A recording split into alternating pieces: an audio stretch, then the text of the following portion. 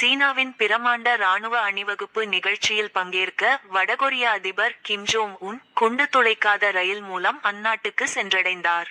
அணு ஆயுதம் வைத்திருக்கும் நாடுகளில் ஒன்றான வடகொரியாவின் அதிபராக 2011ஆம் ஆண்டு முதல் கிம் ஜாங் உன் உள்ளார்.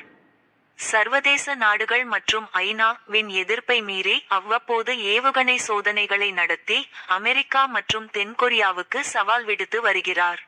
பல ஆண்டுகளாக அதிபர் பதவி வகித்தாலும் சீனா, ரஷ்யா தவிர வேறு நாடுகளுக்கு இவர் சென்றதில்லை. 2018 முதல் 19 வரை இம்மாண்டு சீனாவுக்கு ரயில் மூலம் சென்றார். 2023ஆம் ஆண்டு ரஷ்யா பயணம் மேற்கொண்டு அதிபர் புடினை சந்தித்து பேசினார். இந்த இரு நாடுகளுக்கும் ரயில் மூலம் செல்வதே தனக்கு பாதுகாப்பு என்று அவர் கருதுகிறார்.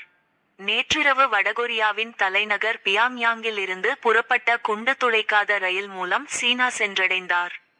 இரண்டாம் உலகப் போரின் போது ஜப்பானை வீழ்த்தியதன் 80ஆம் ஆண்டையொட்டி சீனா பிரமாண்ட ராணுவ அணிவகுப்புக்கு ஏற்பாடு செய்துள்ளது.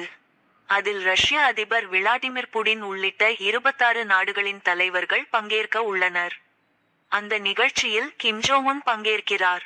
ரஷ்யா, சீனா உள்ளிட்ட நாடுகளின் தலைவர்களுடன் பேச்சு நடத்த உள்ளார்.